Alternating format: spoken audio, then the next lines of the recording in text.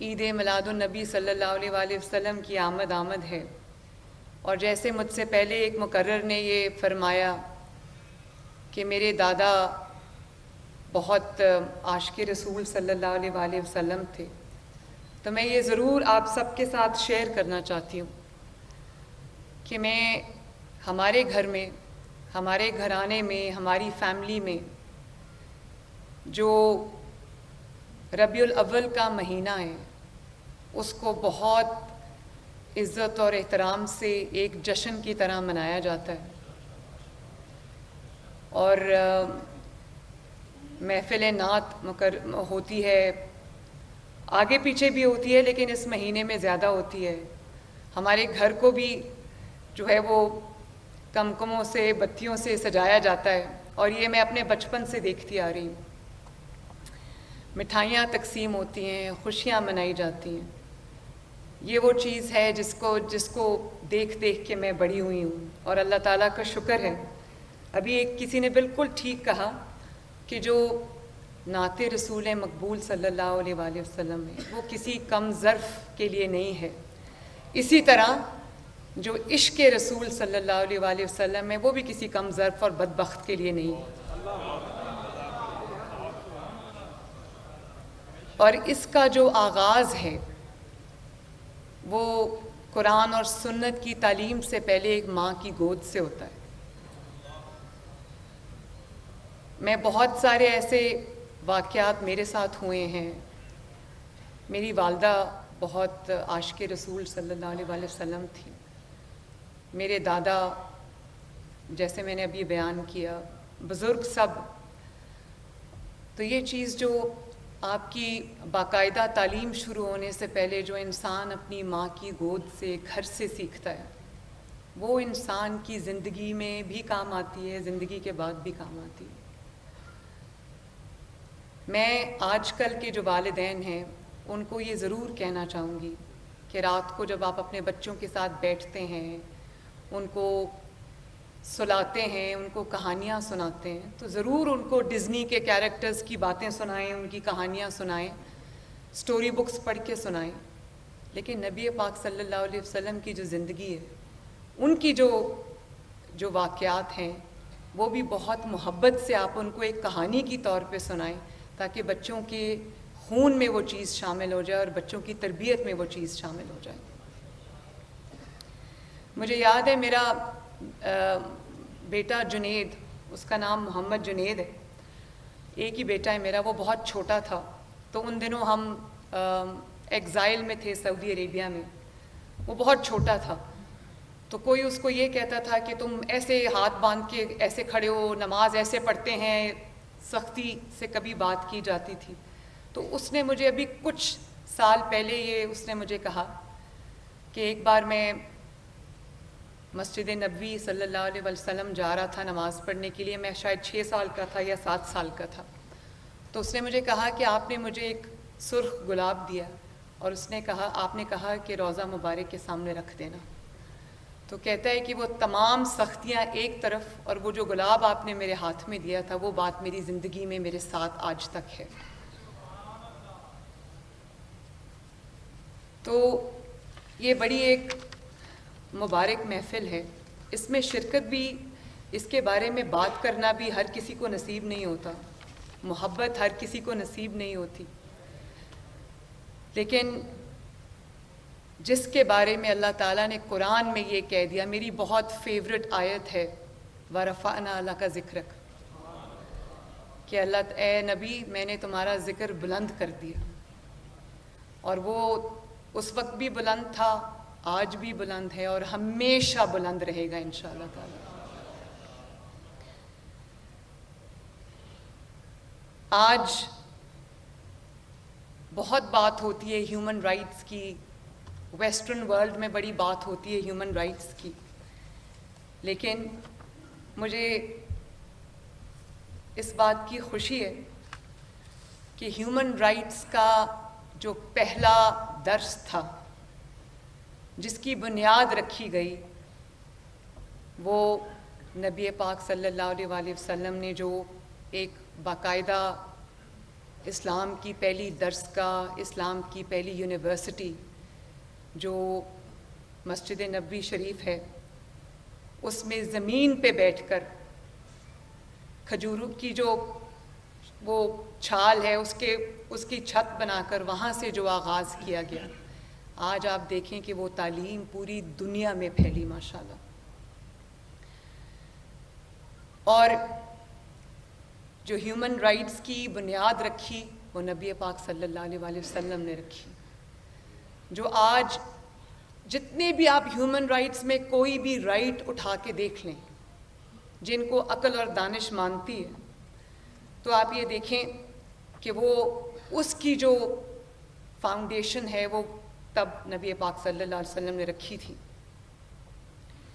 اس کو human rights کا، انسانیت کا پہلا منشور ہونے کی حیثیت اس کو حاصل ہے، اور اس میں ہر شخص کے، ہر انسان کے حقوق کا تعین کیا گیا ہے.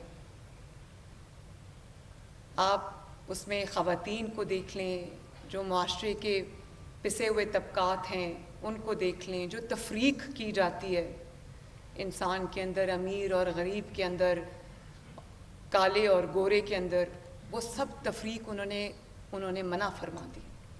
اور ایکوالٹی جس کی آج بات ہوتی ہے، اس کا سب سے پہلا درس جو ہے وہ جو حجۃ الوداع کے وقت میں جو پہلا چارٹر ہیومن رائٹس کا، انسانیت کا پہلا چارٹر جو ہے وہ نبی صلی اللہ علیہ وسلم نے دیا. اور ہم بڑی بات کرتے ہیں، کیونکہ میں خاتون ہوں لیکن میں اس لیے یہ بات نہیں کر رہی، میرے آگے میرے بھائی بزرگ بیٹھے ہیں، لیکن عورت کے حقوق کی بڑی بات ہوتی ہے تو میں اس لیے یہ بات یہاں کرنا چاہتی ہوں. عورت کو جو حق اسلام نے دیا ہے وہ شاید اس سے سیکھا تو بہت لوگوں نے ہوگا، لیکن شاید وہ کہیں اور نہیں. اور جتنا اس پہ زور دیا ہے، اور معذرت کے ساتھ یہ کوئی تنقید نہیں ہے، لیکن مسلمان معاشرے کے اندر، جس معاشرے میں ہم رہتے ہیں، آپ سب میرے ساتھ ایگری کریں گے کیونکہ یہ حق ہے، سچ ہے. کوئی بھی آپ قرآن پڑھیں تو آپ کو پتہ چلتا ہے، آپ حدیث پڑھیں تو آپ کو پتہ چلتا ہے کہ جو حقوق اللہ تعالیٰ نے ایک عورت کو دیے ہیں وہ شاید اور کہیں نظر نہیں آتے. اور آج میں وہ کچھ باتیں ایسی کروں گی جو کبھی منظر عام پہ کم آتی ہیں، زیادہ آنی چاہیے.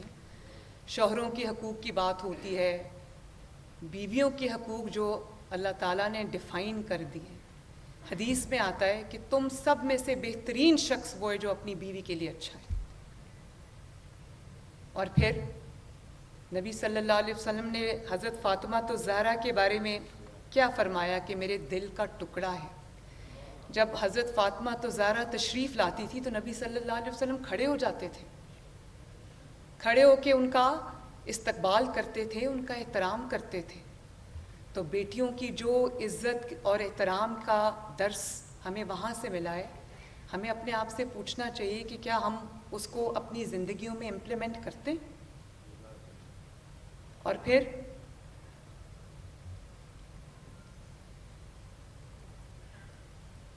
یہ بھی ایک بہت ضروری بات ہے جو ہمارے معاشرے میں اس وقت اس کی بہت ضرورت ہے. جب کسی کی بیٹی کی شادی ہوتی ہے، بڑی دھوم دھام سے ہم شادی کرتے ہیں، اس کو رخصت کرتے ہیں. اللہ نہ کرے اس کی زندگی میں کبھی کوئی پرابلم آتی ہے، اس کی نہیں گزارا ہوتا اور وہ اپنے والدین کے گھر لوٹا دی جاتی ہے، واپس آ جاتی ہے، تو والدین سمیت ہمارے معاشرے کا یہ مائنڈ سیٹ ہے، سوسائٹی کا یہ مائنڈ سیٹ ہے کہ اس کو تانا دو، اس کو تنگ نظری سے دیکھو، اس کو ایک ڈفرنٹ اس کی طرح سیگمنٹ آف سوسائٹی کی طرح ٹریٹ کرو. حالانکہ ایک حدیث جس کا زیادہ ذکر نہیں ہوتا لیکن میں ضرور کرنا چاہوں گی، وہ حدیث یہ ہے کہ جب تمہاری کوئی بیٹی تمہارے پاس لوٹا دی جاتی ہے تو اس کا جو حق پہلے سے زیادہ بڑھ جاتا ہے تم پر. یعنی کہ جو اس کی شادی کرنے سے پہلے اس کا حق تھا تم پر، جب وہ لوٹ کے تمہارے پاس آ جاتی ہے، اللہ نہ کرے کوئی طلاق ہو جاتی ہے یا علیحدگی ہو جاتی ہے، اس کے بعد جب وہ والدین کے گھر واپس لوٹا دی جاتی ہے یا واپس آ جاتی ہے، تو اس کے اوپر جو حق ہے وہ زیادہ والدین کا بڑھ جاتا ہے. اور ایک اور حدیث میں آتا ہے، ایک اور جو روایت ہے اس میں آتا ہے کہ اس کی وجہ یہ کہ ایک تو وہ تمہاری بیٹی ہے، دوسرا اس کا دل زخمی ہے.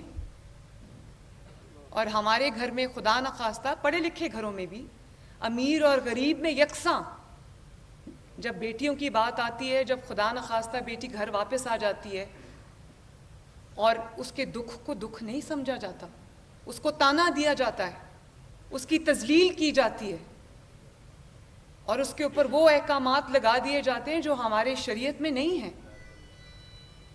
اور بیٹیوں کو بوجھ سمجھا جاتا ہے. میں بھی کسی کی بیٹی ہوں اور میں یہ سمجھتی ہوں کہ بیٹیاں جس طرح اپنے والدین کا ساتھ دیتی ہیں، اپنے گھر والوں کا ساتھ دیتی ہیں، ان کی قربانی ان کے لیے دیتی ہیں، تو حدیث میں ایک اور بھی حدیث ہے کہ جس نے 2 بیٹیوں کی اچھے طریقے سے پرورش کی وہ میرے جنت میں میرے ساتھ یوں ہوگا.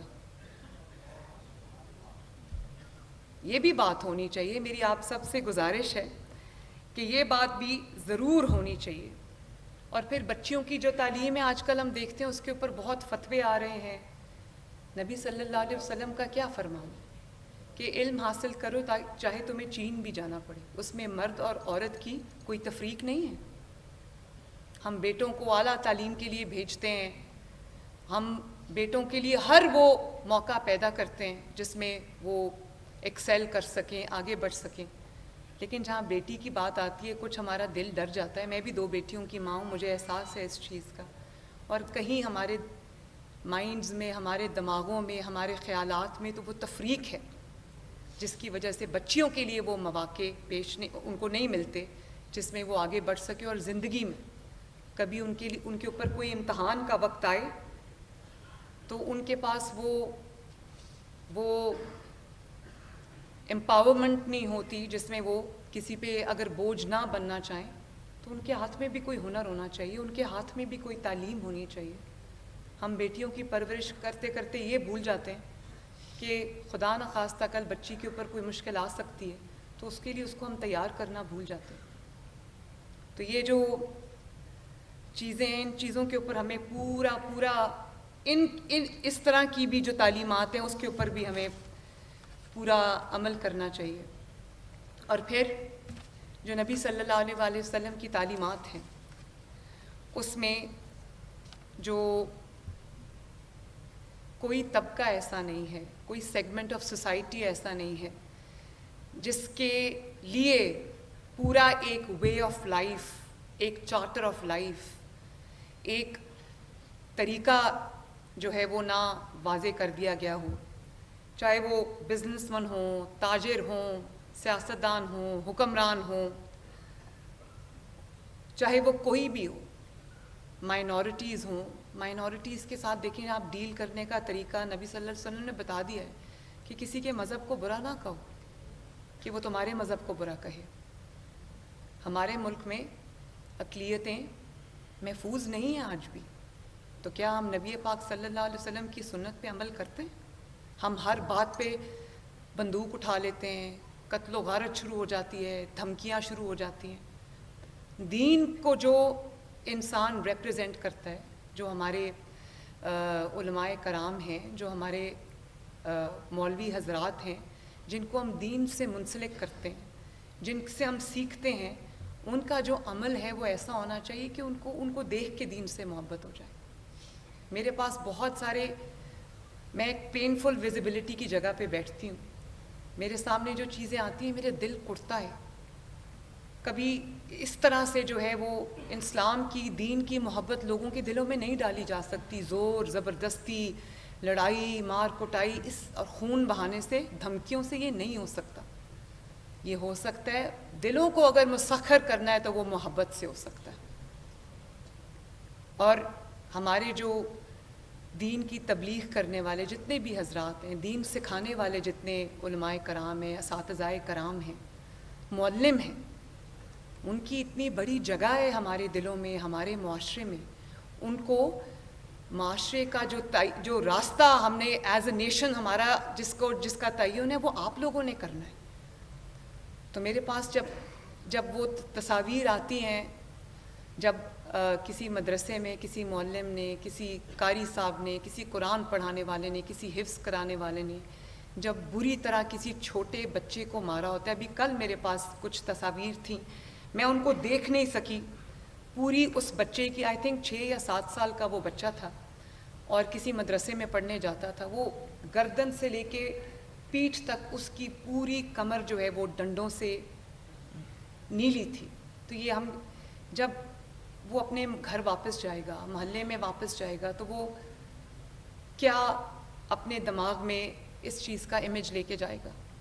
بچوں کو اگر دین کی طرف راغب کرنا ہے، قرآن اور سنت کی محبت ان کے دل میں پیدا کرنی ہے، تو وہ مار سے نہیں ہو سکتی، وہ پیار سے ہو سکتی.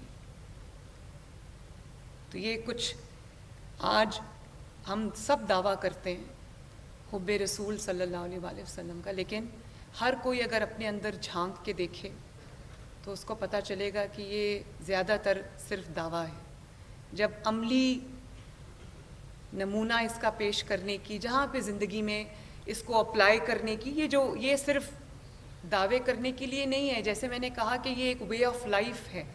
کچھ بھی آپ کا کاروبار ہو، کچھ بھی آپ کا پیشہ ہو، تو وہاں پر جو تعلیمات ہے اللہ تعالیٰ کی، نبی پاک صلی اللہ علیہ وسلم کی، اس کو اپنے اوپر اپلائی کرنا جب آپ کوئی مشکل فیصلہ کرنے جا رہے ہوں، یہ بہت ضروری ہے.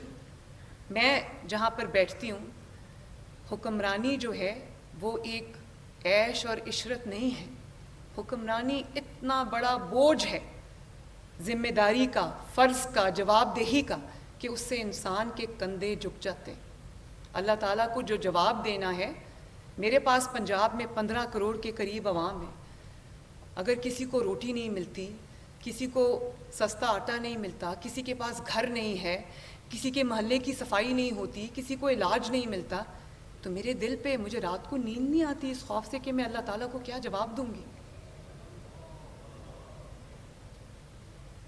اور میں روز جب گھر سے نکلتی ہوں تو میں یہ نیت کر کے نکلتی ہوں، میں اللہ تعالیٰ سے یہ دعا کر کے نکلتی ہوں، میں یہ کلمات رپیٹ کرتی ہوں.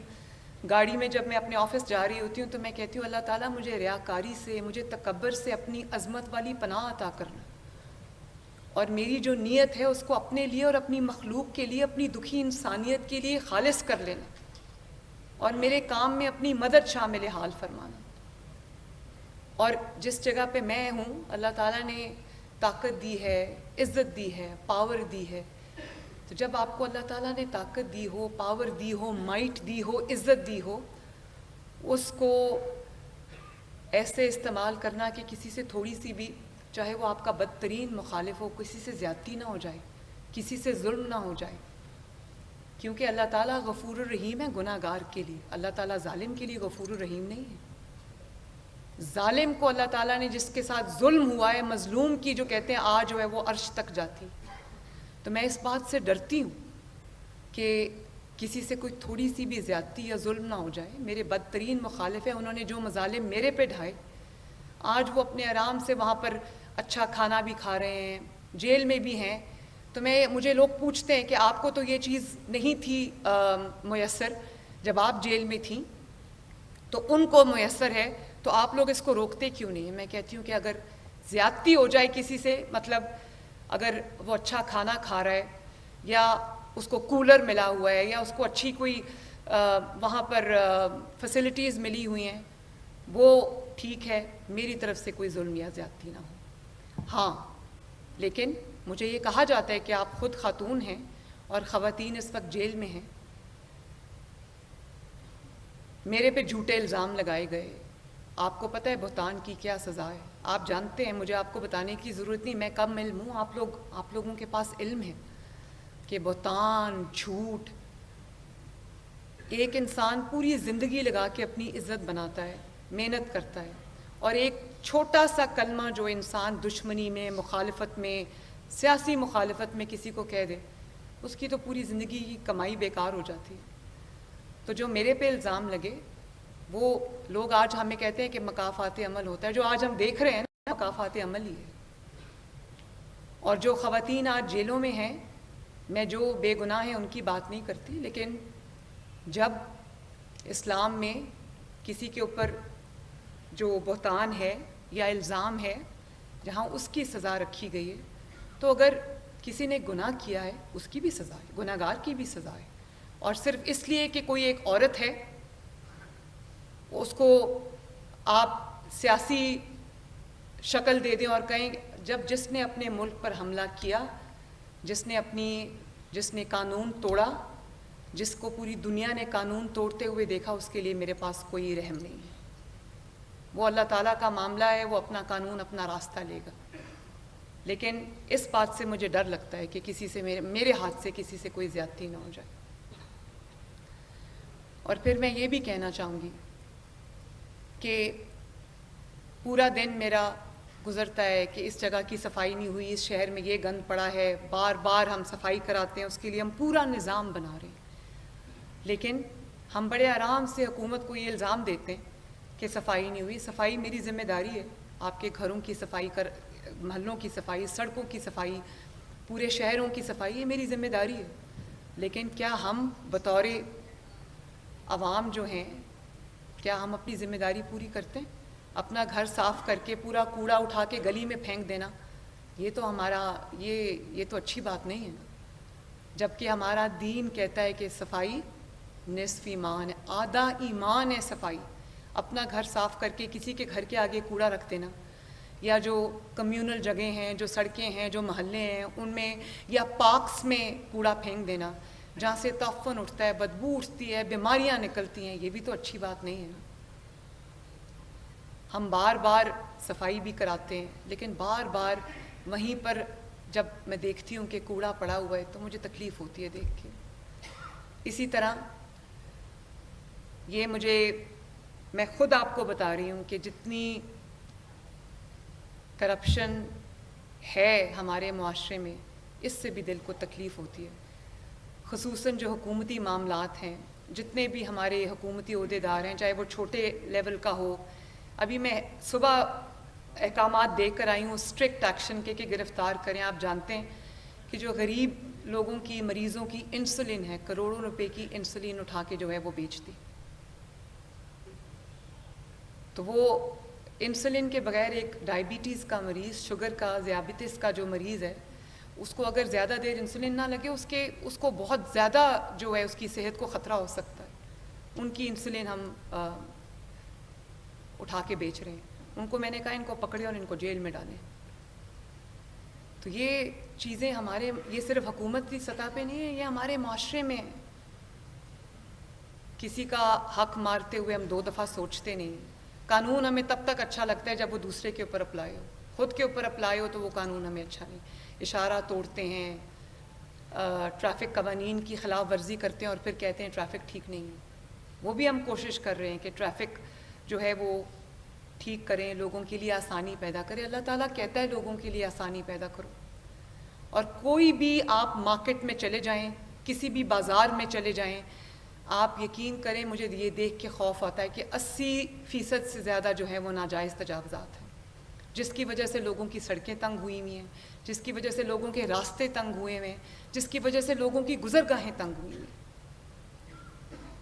تو جب تک ہم اپنے دین کی جو تعلیمات ہیں، احکامات ہیں، ان کو اپنی زندگیوں میں اپلائی نہیں کریں گے، اپنی زندگیوں میں ان کا اثر ہمیں نظر نہیں آئے گا، تب تک وہ صرف دعوے ہیں، باتیں ہیں.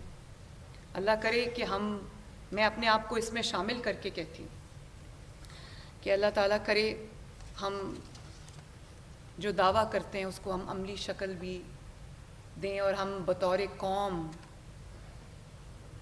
بطور امت اپنا احتساب کریں کہ کیا ہم ان تعلیمات پر عمل کر رہے ہیں جن کا ہم بہت ادب سے، محبت سے دعویٰ کرتے ہیں، نام لیتے ہیں.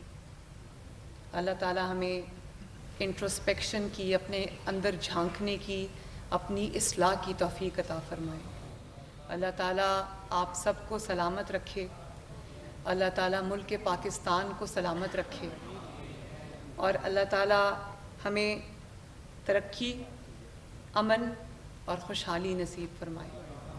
اللہ تعالیٰ میرے لیے دعا فرما دیجیے اور مجھے دعا میں یاد رکھیں کہ اللہ تعالیٰ مجھے توفیق دے کہ میں اس صوبے کے عوام کی، خصوصاً غریب عوام کی دل سے خدمت کر سکوں، اور اللہ تعالیٰ میری مدد فرمائے اس میں۔